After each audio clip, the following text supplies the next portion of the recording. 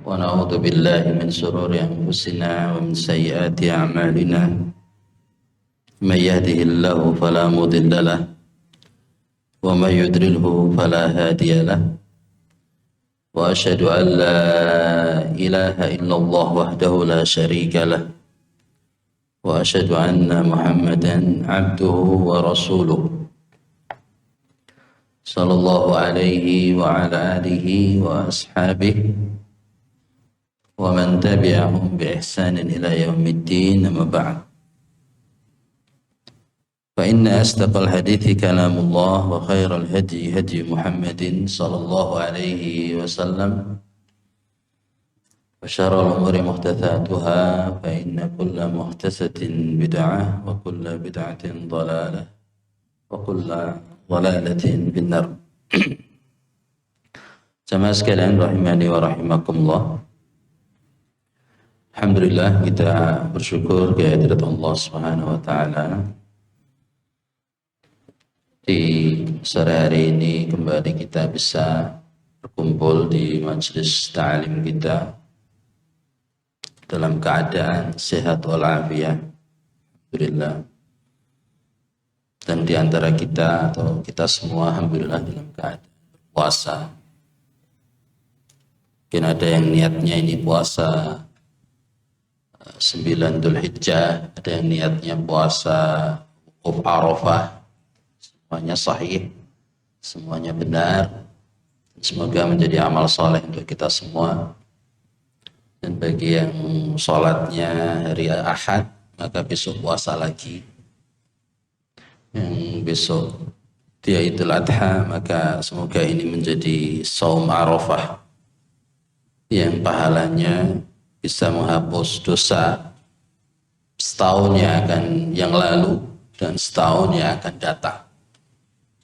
Puasa 1 hari yang dijalankan lillahi ta'ala, ikhlas karena Allah, tapi mendapatkan pahala yang sangat besar, yaitu 2 tahun pengampunan dosa, yaitu 1 tahun yang lalu dan 1 tahun yang akan datang. Jarang ada amal yang pahalanya atau keutamaannya begitu besar seperti puasa Arafah. Rata-rata amalan itu keutamaannya menghapus dosa yang telah lalu. Tapi puasa Arafah ini tidak hanya yang telah lalu yang diampuni oleh Allah SWT, tapi juga yang akan datang, setahun yang akan datang. Kafiru as-sanatal madhiyata wal qatimah, seperti disebutkan dalam hadis sahih riwayat Imam Bukhari. Taib, perbedaan seperti ini harus semakin mendewasakan kita bekali diri kita dengan ilmu, ya, dengan pemahaman yang benar, sehingga menjadi pribadi yang tenang, pribadi yang bijaksana, ya, tidak mudah menyalahkan. Bahwa dua perbedaan ini masing-masing ada ulama yang besar dan hujjah yang kuat dalam perkara ini. Baik, pembahasan sore kita ini, kajian kita ini, yaitu tentang meneladani 2 nabi agung, yaitu Nabi Ibrahim alaihissalam dan putranya yang bernama Nabi Ismail alaihissalam. Nabi Ibrahim, jamaah sekalian, mendapatkan julukan sebagai Abu al-Anbiya, jadi bapaknya para nabi. Nabi Ibrahim julukannya apa? Bapaknya para nabi atau Abul Anbiya. Dikarenakan dari 25 nabi dan rasul yang disebutkan dalam Al-Quran dan Sunnah, 19-nya itu anak keturunannya Nabi Ibrahim. Jadi 19 dari 25 al-anbiya wal mursalin itu dari keturunan Nabi Ibrahim, dari jalur Ishak, Yakub, dan juga dari jalur Ismail. Ada 19. Itu semua keturunannya Nabi Ibrahim alaihissalam, maka dia dijuluki bapaknya para nabi. Bahkan Nabi kita Muhammad sallallahu alaihi wasallam, Nabiul Islam, Nabi Islam, nabinya umat Islam, beliau juga dari keturunan Nabi Ibrahim, ya, dari jalur Ismail, dari jalur Ismail. Nabi Ibrahim itu punya anak 2, okay. Sebenarnya anaknya banyak, istrinya juga 4. Tapi yang paling ma'ruf, Nabi Ibrahim punya anak 2, yaitu Ismail dan Ishak. Istri yang pertama beliau itu namanya Sarah. Namanya Sarah.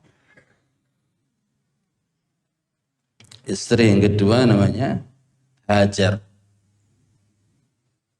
Orang kita nambahi Siti di depannya. Siti, sebenarnya nggak ada Siti. Semua perempuan yang menjadi keluarga para nabi ditambahi Siti semua. Siti Khadijah, Siti Aminah, Siti Aisyah, Siti Ummu Salamah. Sebenarnya nggak ada kata Siti itu. Cuma Siti ini ternyata plesetan dari Sayyidati. Kata Sayyidati. Maka orang Jawa mungkin lesannya wilate rodo angel, Sayyidati jadi Siti. Akhirnya nggak apa-apa, hukumnya apa ya nggak apa-apa, tapi sebenarnya namanya tidak ada Sitinya. Di istri Nabi Ibrahim yang pertama Sarah. Sarah ini terkenal dengan kepintarannya dan kecantikannya. Bahkan ketika Nabi Ibrahim alaihissalam masuk ke Mesir, Raja Mesir waktu itu sempat tertarik sama Sarah, sama istrinya Nabi Ibrahim. Ya. Pokoknya nggak boleh ada wanita yang lebih cantik dari istrinya Raja Mesir waktu itu. Nggak ada yang boleh memiliki wanita cantik kecuali Raja Mesir waktu itu. Akhirnya Raja Mesir menangkap Sarah istri dari Nabi Ibrahim alaihissalam. Sehingga Nabi Ibrahim waktu itu berdusta, berbohong bahwa Sarah itu bukan istriku, tapi Sarah itu adalah saudariku perempuan. Karena kalau ngakunya istrinya, maka nggak dilepas tuh. Nggak akan dilepas sama raja yang zalim ini. Tapi karena dia ngaku sebagai ukhti, sebagai saudari perempuannya, maka akhirnya dilepas. Karena memang raja ini begitu mau menyentuh Sarah berkali-kali selalu tidak bisa. Ya. Selalu kayak stroke, tidak bisa bergerak. Diriwayatkan demikian. Sampai raja itu mengatakan, ya, lepaskan wanita ini adalah setan. Dianggap wanita ini setan karena membuat dia kesusahan, mau menyentuh aja nggak bisa. Dan dilepaskan, kemudian kembali ke Nabi Ibrahim. Nabi Ibrahim sempat berdusta waktu itu. Nah, ini dustanya Nabi Ibrahim yang pertama kali. Jadi Nabi Ibrahim itu hanya berdusta 3 kali dalam seumur hidupnya. Ya. Rasulullah SAW bersabda, "Lam yaktib Ibrahim illa 3 kadzibat." Nabi Ibrahim tidak pernah berbohong kecuali 3 kali. Ya, yang pertama itu kasus ketika dia menghancurkan berhala, kemudian dia ditangkap, kemudian dia mengargumentasi orang-orang yang menangkap waktu itu dengan kebohongan. Tapi sebenarnya bukan bohong yang terlarang, bohong yang diperbolehkan, namanya tauriyah. Yaitu Nabi Ibrahim menyisakan kapak, petelnya itu ditaruh di berhala yang paling besar, ya. Dan sebelum melakukan itu, Nabi Ibrahim alaihissalam tidak mau menghadiri perayaan kaumnya, perayaan penyembahan berhala. Dan dia beralasan bahwa dia sedang sakit. Inni sakim. Nah ini kebohongan dia yang pertama. Dia beralasan tidak hadir di acara ritual kesyirikan kaumnya dengan beralasan sakit. Ya.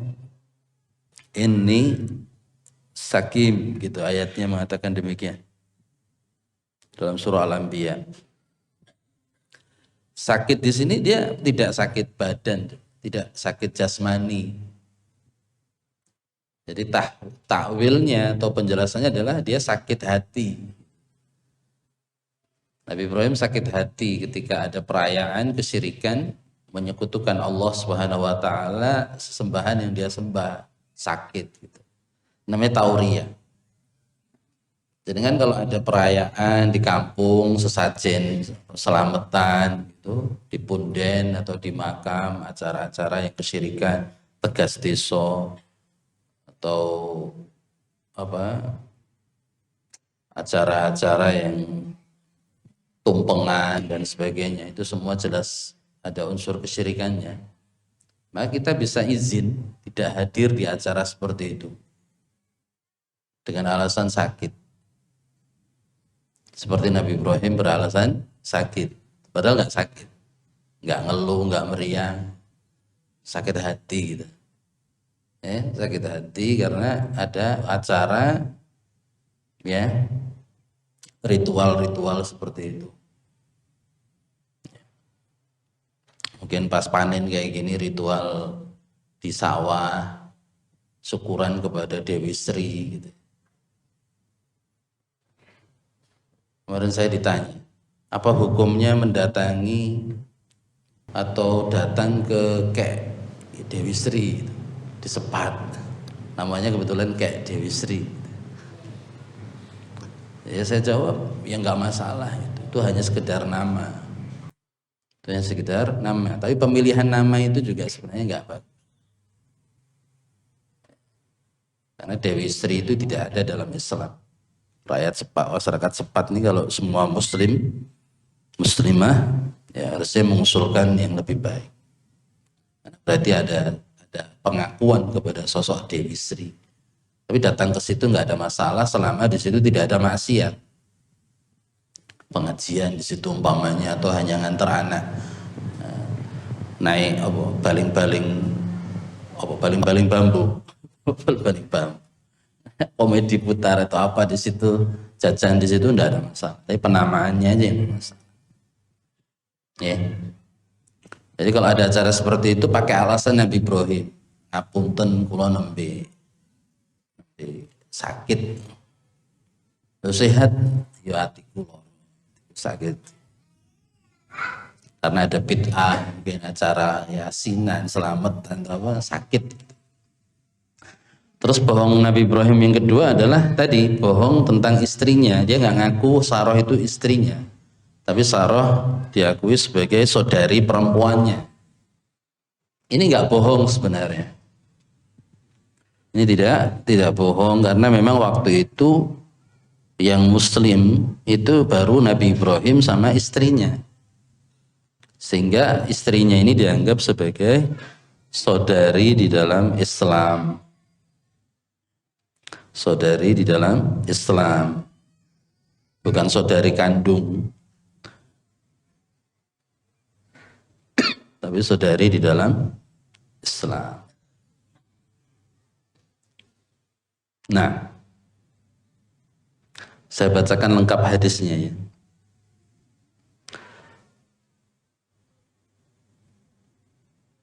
Bahwa di sini ada hadis lam yaktib Ibrahim alaihissalam illa thalatha kadzibat. Nabi Ibrahim tidak pernah berbohong kecuali 3 kali. Yang pertama, sintaini minhunna fi dzatillah. Yang pertama yaitu tentang tadi aku sakit. Kemudian yang kedua adalah tentang Nabi Ibrahim mengatakan bal fa'alahu kabiruhum hadza. Jadi ketika dia udah ngancurin patung semua, jelas itu dia yang berbuat. Ketika diinterogasi, ditangkap, dia mengatakan yang menghancurkan ini kabiruhum hadza. Ini berhala yang paling besar. Bohong. Karena yang menghancurkan Ibrahim, tapi Ibrahim mengatakan berhala ini yang menghancur, yang paling besar dia sisain. Semua dihancurin, yang paling besar disisain, alatnya ditaruh di paling besar. Ini bohong, tapi boleh. Karena apa? Terkait dengan haknya Allah, kata Rasulullah SAW. Intaini minhunna fi dzatillah. Terkait dengan haknya Allah dalam rangka pembelaan kepada Allah.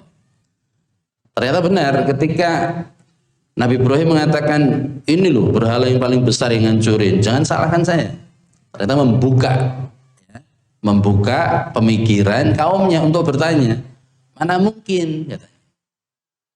Mana mungkin itu batu, mana mungkin bisa ngancurin semua. Akhirnya mereka masuk ke perangkap ya, logika yang dibawa oleh Nabi Ibrahim. Nabi Ibrahim mengatakan kalau itu batu nggak bisa bergerak, kenapa kalian minta-minta? Kenapa kalian sembah? Padahal dia tidak bisa berkata, tidak bisa bergerak, tidak bisa ngapa-ngapain. Itu alibi hujah yang berusaha dibangun Nabi Ibrahim supaya masuk ke nalarnya kaumnya. Akhirnya betul-betul masuk, mereka nggak bisa menjawab. Akhirnya apa? Ahriquhu finnar. Mereka pakai kekuatan, bakar Nabi Ibrahim. Dari dulu, ya. Kalau ahlul batil, orang yang berada dalam kebatilan kalah dari dulu sampai nanti, maka mereka menggunakan kekuasaan. Ya, ketika hujahnya kalah, argumentasi pakai ilmunya sudah mentok, mereka pakai kekuatan. Karena Nabi Ibrahim dah. Ini yang kedua ya. Dan yang ketiga tentang Sarah tadi. Gara-gara Nabi Ibrahim pernah bohong 3 kali ini jamaah. Di padang mahsyar manusia datang ke Nabi Ibrahim minta syafaat, kan gitu ceritanya. Ada yang datang ke Nabi Adam, ada yang datang ke Nabi Musa, minta udur, semua mereka berudur, gak mau, gak ngasih syafaat. Nabi Ibrahim didatangi juga, Nabi Ibrahim gak mau beri syafaat. Kenapa? Aku pernah bohong. Aku pernah bohong. Jadi gara-gara bohong 3 kali ini Nabi Ibrahim merasa nggak pantas untuk memberikan syafaat. Datanglah ke Muhammad Sallallahu Alaihi Wasallam. Akhirnya Nabi Muhammad, Nabi kita yang diberi wewenang oleh Allah SWT, ya Muhammad irfa' ra'sak, angkat kepalamu wahai Muhammad. Karena Nabi Muhammad merunduk, angkatlah kepalamu. Irfa' ra'sak. Was'al tu'toh, mintalah kamu dikasih. Wasfa' tusaffa, dan berilah syafaat, kamu diberi wewenang untuk memberi syafaat. Ini Nabi Ibrahim alaihissalam ya. Bahwa beliau tidak pernah berbohong kecuali 3 kali. 3 kali ini yang 2 dalam haknya Allah, yang ketiga adalah tentang haknya istrinya tadi. Itu Sarah, wanita yang sangat cantik. Maka Sarah ini dia punya anak Ishak. Okay. Tapi dia punya anak Ishak ini setelah Nabi Ibrahim menikah dengan istri yang kedua, Hajar. Gitu ya. Jadi Nabi Ibrahim alaihissalam pernah menikah dengan Sarah, kemudian lama, hampir usianya 90-an tahun di beberapa riwayat.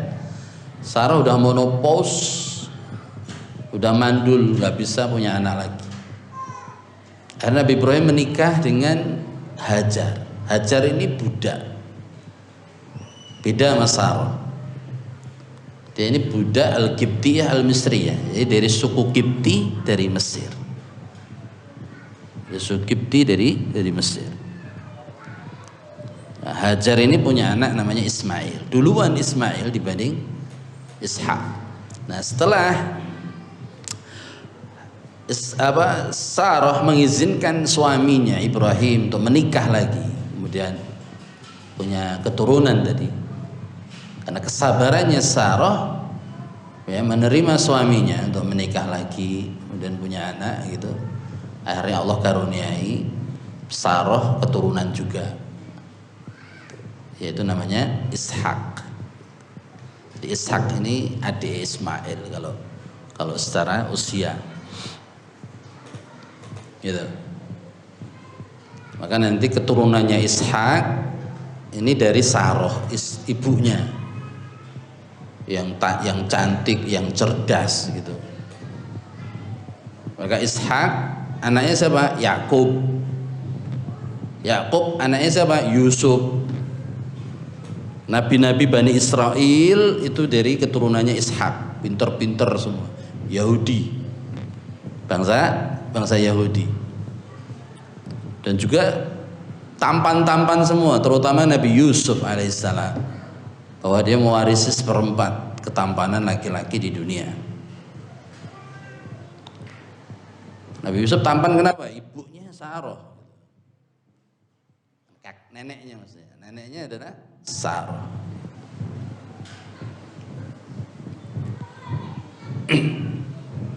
Dan itu sebuah kejadian yang yang sangat mustahil ya. Usia udah menopause, sudah nenek-nenek, nggak mungkin bisa punya anak kalau secara akal. Tapi Allah karuniakan Sarah seorang putra, memang keajaiban, yaitu ketika Nabi Ibrahim alaihissalam malam-malam kedatangan tamu.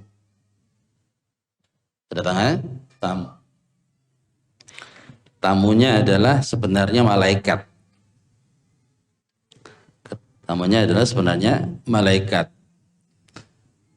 Malam-malam kedatangan tamu, jumlahnya ada yang mengatakan 2, ada yang mengatakan 5, tapi wujudnya manusia, tidak dalam wujud malaikat asli gitu.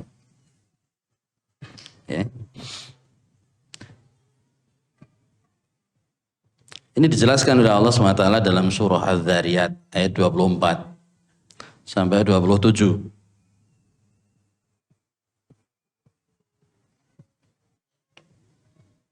Bentar, saya carikan ayatnya. Jadi Nabi Ibrahim alaihissalam kedatangan tamu malam-malam. Kira-kira kalau kita kedatangan tamu malam-malam, dibukakan pintu enggak?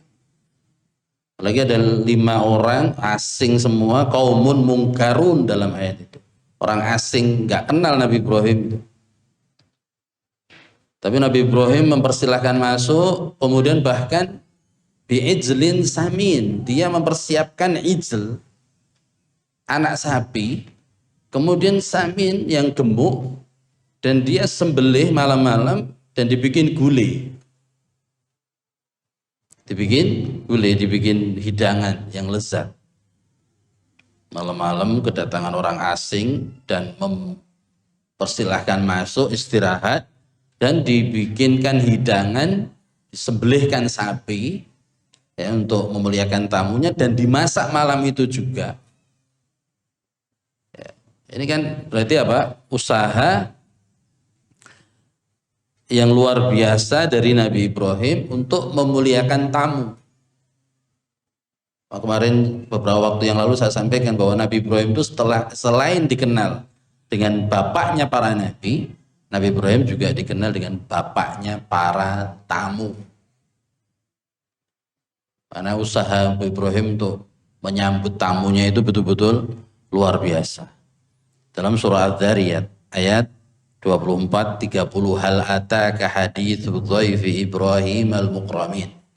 Apakah sudah sampai kepadamu wahai Muhammad SAW cerita tentang tamunya Nabi Ibrahim yang mulia, yaitu malaikat-malaikat. Iddakhalu alaihi faqalu salama. Ketika mereka masuk ke rumahnya Nabi Ibrahim dan mengucapkan salama, assalamualaikum. Qala salamun qaumun munkarun. Kemudian Nabi Ibrahim menjawab, salamun. Kamu adalah orang-orang yang tidak dikenal, orang asing semua. Faragha ila ahlihi, lalu Nabi Ibrahim langsung menemui istrinya. Istri yang mana ini? Hajar atau Sarah? Istrinya yang Sarah. Ini Hajar belum dinikahi. Hajar belum dinikahi. Nanti dari caranya Nabi Ibrahim memuliakan tamu begitu, akhirnya Nabi Ibrahim dapat kabar gembira gitu, bahwa istrinya itu hamil. Sarah hamil. Ini ceritanya begitu. Faja'a bi'ijlin samin, dia datang ke istrinya diam-diam, kemudian dibawanya daging anak sapi yang gemuk. Ijl itu daging anak sapi, samin yang gemuk. Faqarrabahu ilaihim faqala ala ta'kulun. Lalu Nabi Ibrahim menghidangkan kepada tamunya tadi. Tapi tamunya itu enggak makan, enggak minum juga. Mau dideloki tok. Dia hidangkan hidangan yang lezat, mau disawang. Tidak segera dimakan. Akhirnya Nabi Ibrahim bertanya, ala ta'kulun. Apa kalian enggak mau makan? Gitu. Silahkan makan. Tapi mereka enggak mau makan. Malaikat tok. Malaikat makannya apa? Bukan kayak kita. Kalau manusia mungkin ya. Apalagi kita, ya. Nggak pikir panjang. Disuguhi dingkleng, disuguhi bule kan gitu. Fa'aujasa minhum khifa. Karena tamunya nggak mau makan, padahal dihidangkan, ala ta'kulun, silahkan makan, nggak mau makan juga. Tiba-tiba Nabi Ibrahim merasa takut terhadap mereka. Fa'aujasa minhum khifa. Takut no. Disawang sikile gak ngambah kalau mau. Apa ini? Tengah malam lagi, malam-malam tamu datang. Aneh, gak mau makan, gak mau minum, gak ngambah lemah. Apa ini? Fa'aujasa minhum khifa. Qalu la takhaf. Tamu-tamu tadi mengatakan la takhaf, jangan takut kamu wahai Ibrahim. Wa basyaruhu bi ghulamin ali.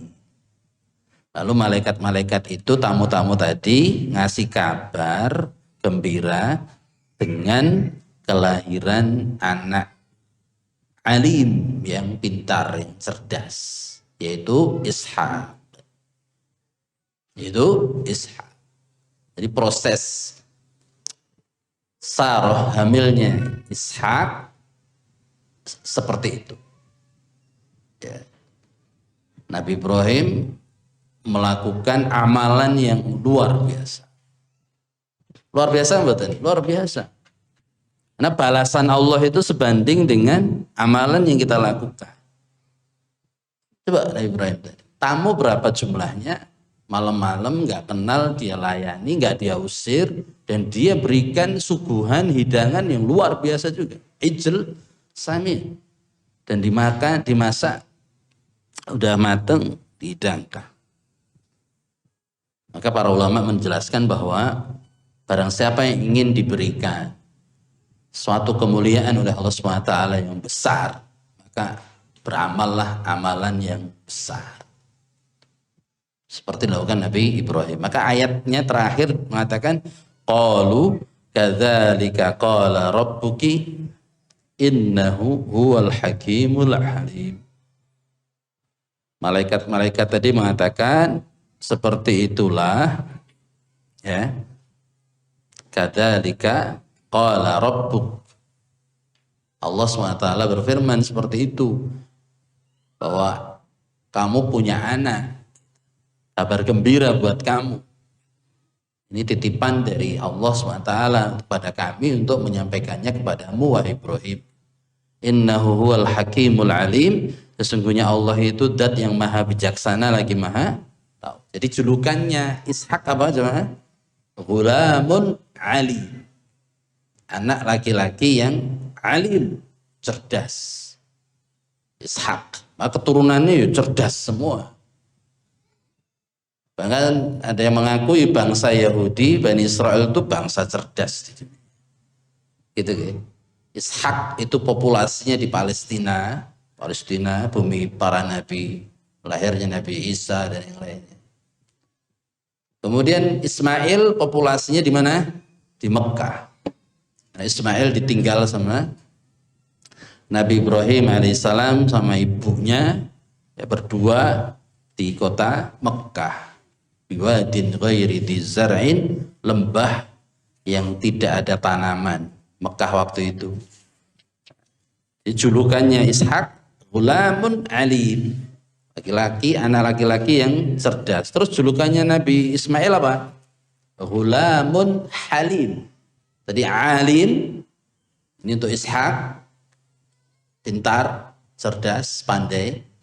Tapi kalau Ismail bukan alim tapi halim, santun, sopan, santun, toto kromo, budi pekerti, manut nurut, mau disembelih manut nurut. Dalilnya apa? Dalilnya surah Shaffat ayat 99 sampai ayat 110, yaitu tentang kisah penyembelihan Nabi Ismail oleh ayahnya Nabi Ibrahim. Allah SWT berfirman, wa qala inni dzahibun ila rabbi sayahdin. Nabi Ibrahim mengatakan, aku akan pergi kepada Rabbku yang akan memberikan petunjuk kepada. Rabbi habli minas salihin. Ini doanya Nabi Ibrahim dalam surat Shaffat ayat 100. Ya Allah, karuniakanlah kepadaku minas salihin. Karunia anak keturunan laki-laki yang soleh. Lalu Allah mengatakan apa? Fabasyarnahu bi ghulamin halim. Ayat 111. Maka kami kasih kabar gembira Nabi Ibrahim dengan lahirnya anak yang halim, laki-laki yang halim, anak laki-laki yang halim. Halim ini pun apa artinya? Sopan, santun, lembut, nurut, manut. Nabi Ishak putra sing satu ini apa? Ghulamin alim, anak yang cerdas, yang pinter, yang berakal.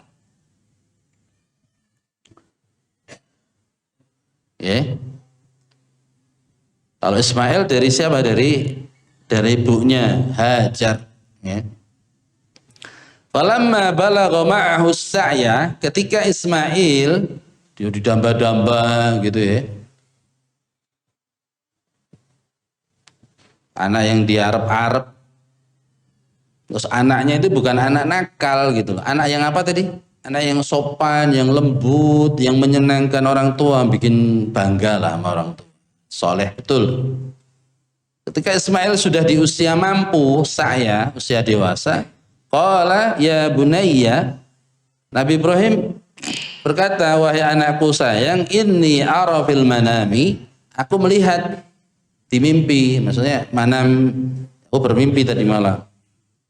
Anni adbahuka, aku ini sedang menyembelihmu. Fangdur madza taro. Maka apa kira-kira pendapatmu? Ya. Ini ujian Nabi Ibrahim alaihissalam.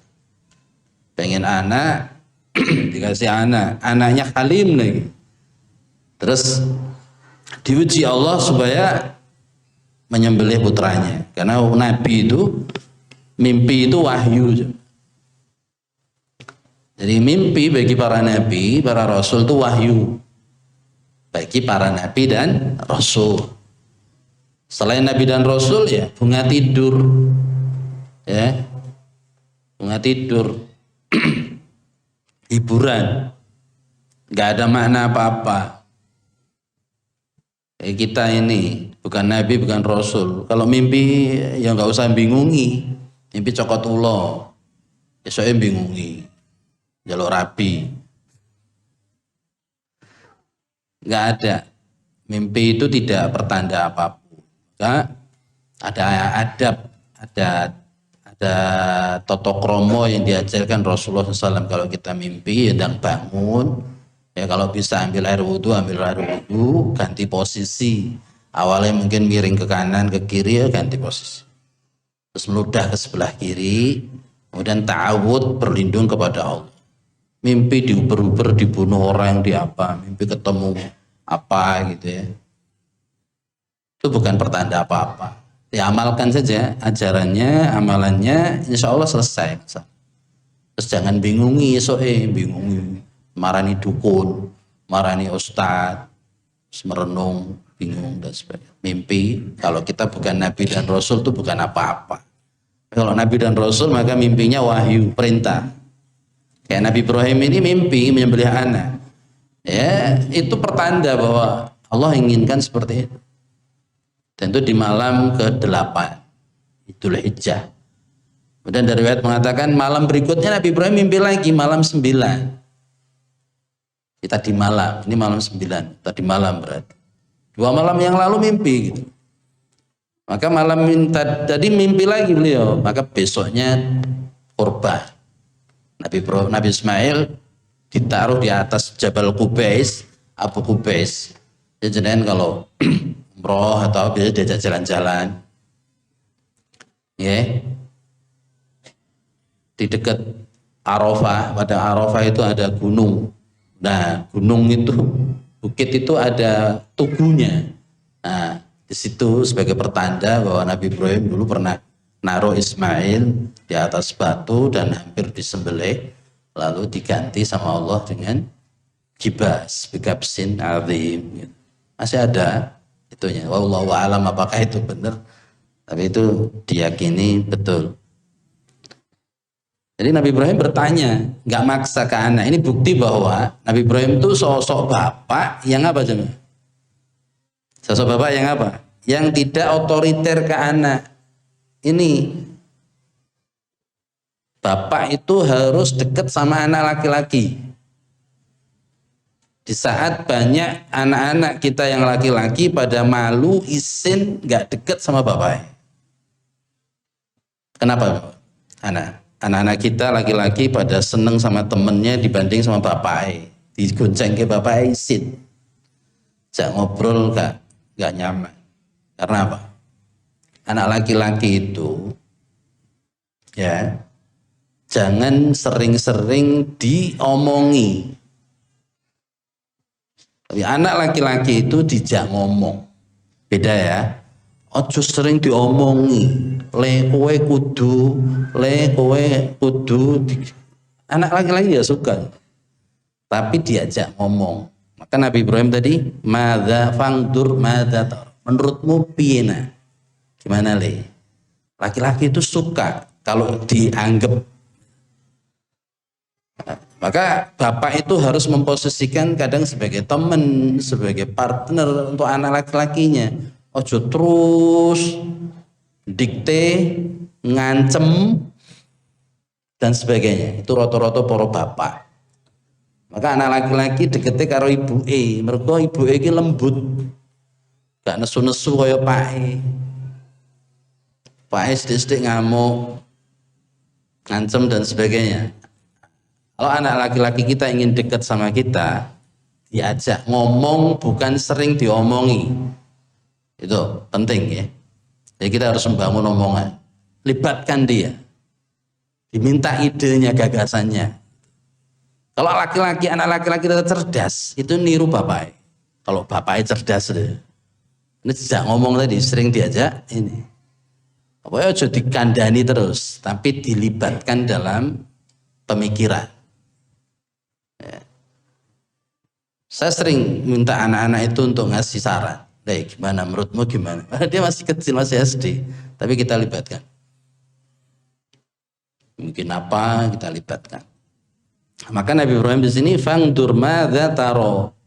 Ini menunjukkan bahwa Nabi Ibrahim dekat sama anak. Dan anak dimintai pendapat. Karena anaknya yang soleh ya bilang qala ya abati fa'al ma tu'mar. Wahai bapakku yang aku hormati, lakukan apa yang diperintahkan kepadamu. Satajiduni insyaallahu minas sabirin. Engkau akan mendapati diriku insyaallah termasuk orang-orang yang sabar. Ini menunjukkan bahwa Nabi Ibrahim sukses dalam mendidik, ya, membimbing anak. Karena anaknya menjadi anak yang patuh, nurut sama orang tua, dan yang paling penting adalah nurut patuh kepada Allah ketika disebut bahwa ini perintahnya Allah. Ya, caranya mendidik bagaimana ya? Kita harus cari tahu. Ternyata Nabi Ibrahim itu mendidik Ismail dengan apa jamaah? Kesederhanaan. Langgih no. Anak masih bayi ditaruh di tempat asing di sebuah lembah, ya, yang tidak ada tanaman, cuma ada Bakkah, cuma ada rumah Mekkah, Bakkah dulu ada. Sebelum Nabi Ibrahim membangun Ka'bah itu ada bangunan di situ. Ditinggalkan di situ dan Nabi Ibrahim pergi, itu apakah dengan perasaan yang enak, nyaman? Enggak. Nabi Ibrahim pergi itu penuh dengan kekhawatiran, penuh dengan ketakutan, kecemasan. Dia nggak mau noleh ke belakang ketika ninggalin anaknya sama istrinya Hajar. Nggak ada air. Saking paniknya Hajar nyari air bolak-balik 7 kali dari Safa Marwah. Paniknya 7 kali. Sehingga menjadi salah satu manasik haji yaitu sa'i. Ternyata airnya ada di kakinya Ismail. Mancur dari kakinya Ismail, Hajar mengumpulkan air itu, membuat bendungan kecil sambil mengatakan zamzami, zamzami, kumpullah air, sehingga menjadi air zam-zam. Nabi Ibrahim ninggalin anaknya dalam keadaan yang kalau orang kita mengatakan semedot, kayak jenengan naruh anak neng pondok pertama kan. Mboke nangis, nggak bisa dibohongi. Bapaknya intro ini rumah apa? Rok tegar. Saya sering nemui wali santri, naruh anak pertama, pas balik pulang, bapaknya tiba-tiba merebes milih. Itu apa pak? Betul apa? Bapak isit. Nah, mboke wis nangis kabeh mau. Ibu wanita itu nggak bisa ekspresif, ya. Sedih ya nangis. Tapi bapaknya pura-pura tegar. Padahal ya, ini anak-anak harus tahu bahwa bapakmu gak iso nangis nih. Tapi nangisnya dia dalam diam, dalam sayang gitu. Jadi kadang bapak nggak sayang, ibu nangis, bapak gak nangis, dianggap gak sayang. Bapak itu sayangnya nggak kayak ibu, ya iso koyo drama, nggak bisa. Bapak itu akhirnya pura-pura, padahal dia sedih. Nabi Ibrahim pun juga demikian. Jadi mendidik anak dalam kesederhanaan. Jadi kita harus tega. Asalkan pondok itu tempat belajar anak kita ada masjid, ya udah selesai. Karena Nabi Ibrahim begitu teganya, begitu losnya beliau naruh Ismail dengan istrinya, dengan ibunya di tempat yang tidak ada apapun, gersang. Cuma ada tempat masjid lah.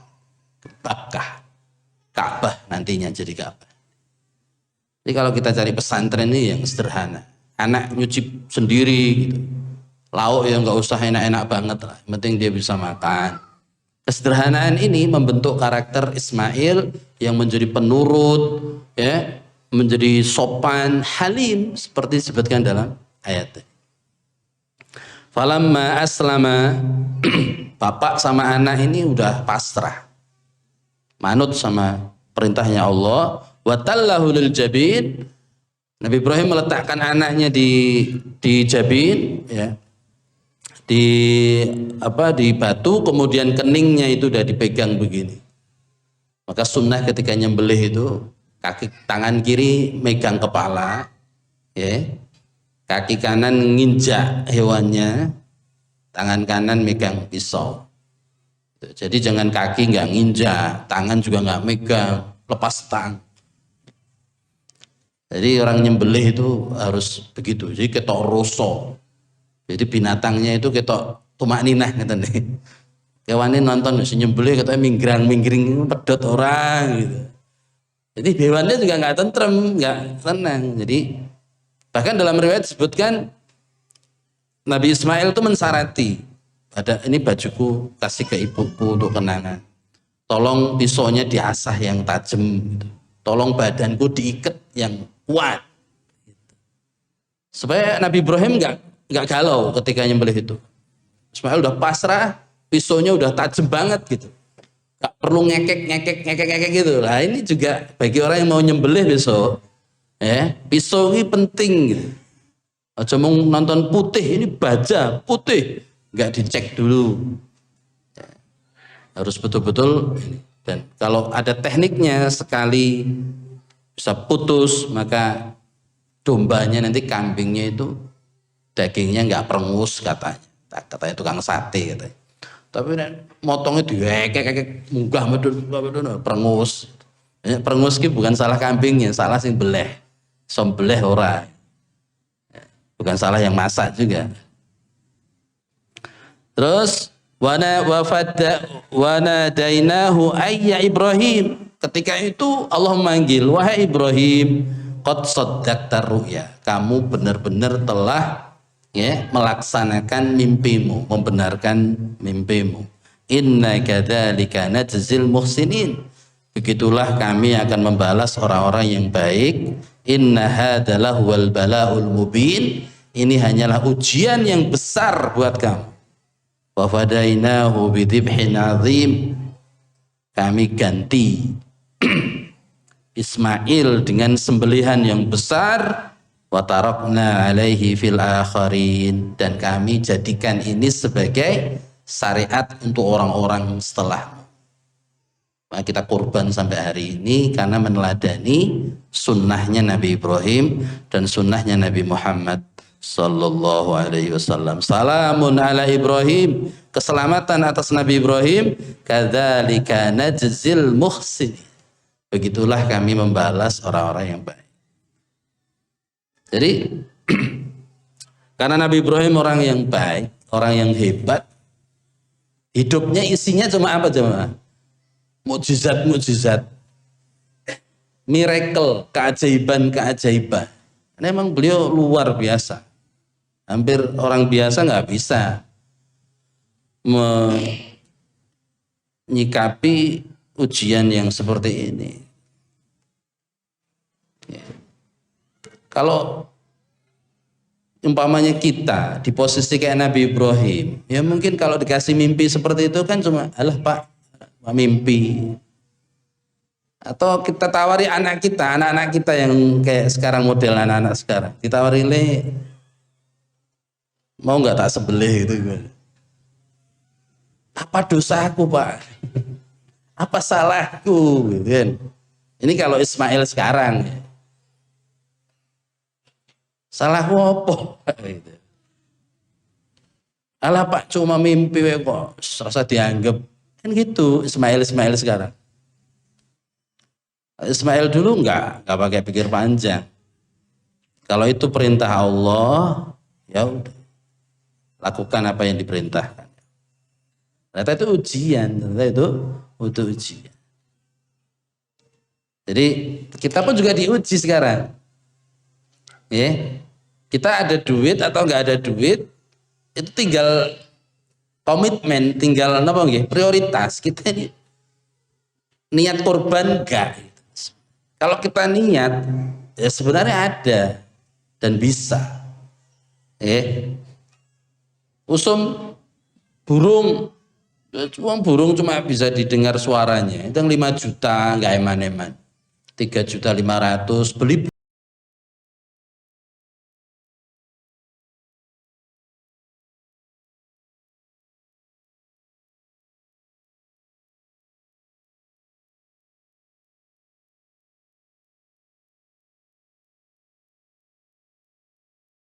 Kita dan keluarga kita ini malah orang yang perlu dapat bagian.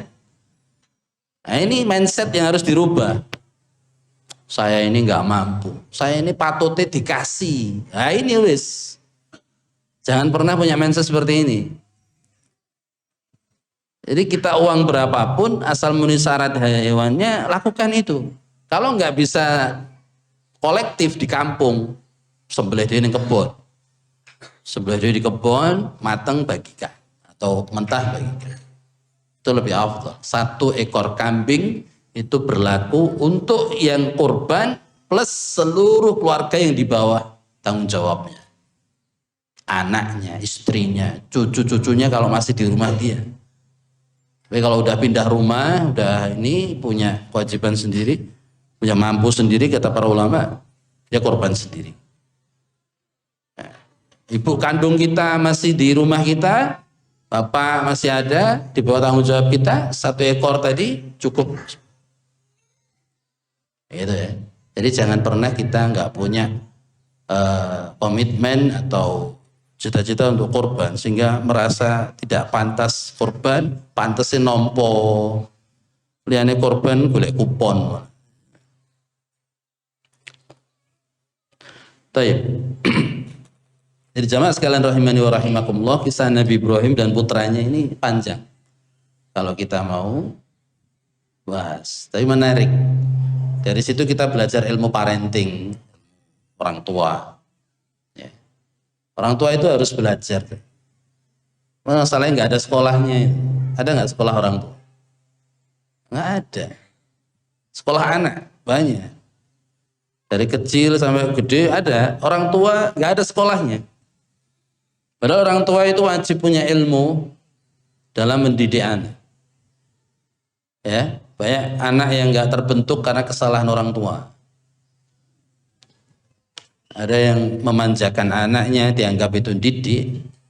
Ada yang pasrah bongkoan ke lembaga. Ustadz, saya pasrahkan anak saya di pondok. Monggo Ustadz, jangan kapak-kapak ini.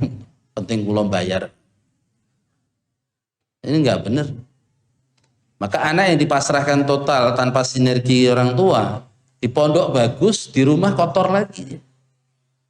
Orang tua itu anaknya pulang dari pesantren bukannya seneng, sedih dia. Iki anaknya sopo jenengan gitu. Anaknya pondok apa anaknya wong tua gitu. Wong tua anaknya mulih kok merengut. Anaknya nang omah kesuwen, ndang balik ning pondok le. Nang omah kesuwen. Nelpon Ustadz ini pondok. Ustadz kok lama banget tuh liburnya? Kapan masuknya? Anak saya udah bikin meruwet. Iki anaknya sopo jadi. Kita yang di pondok juga cuma bilang, lah niki kula namung dititipi. Mangke tanggung jawab niku enten jenengan. Lah kok malah pasrah bongkoan. Jadi kalau nggak ada sinergi antara orang tua dengan lembaganya, SD, SMP, pondok, pesantren, anak itu nanti kita kayak cuci piring, resik dirgetine, resik dirgetine, resik dirgetine terus gitu. Udah bagus direktur. Maka kalau di pondok dilarang begini-begini, lanjutkan di rumah. Bawa HP ya dibatasi, dipantau. Sholatnya di. Tapi mungkin itu yang bisa kita sampaikan pada sore hari ini. Kita memang sengaja sampaikan sampai waktu adzan ya, supaya nggak lama. Kita lanjut bukber buka puasa bersama dan semoga kita mendapatkan keutamaan. Ya Rabbal Alamin, terima kasih sebanyak-banyaknya kepada para donatur atas donasi-donasi yang sudah masuk. Saya mewakili teman-teman. Semoga menjadi amal soleh kita semua. Amin. Ya Rabbal Alamin. Taqabbalallahu minna wa minkum salihal a'mal. Kita akhiri dengan doa kafaratul majlis. Subhanakallah wa bihamdika asyhadu an la ilaha illa anta astaghfiruka wa atubu ilaik. Assalamualaikum warahmatullahi wabarakatuh.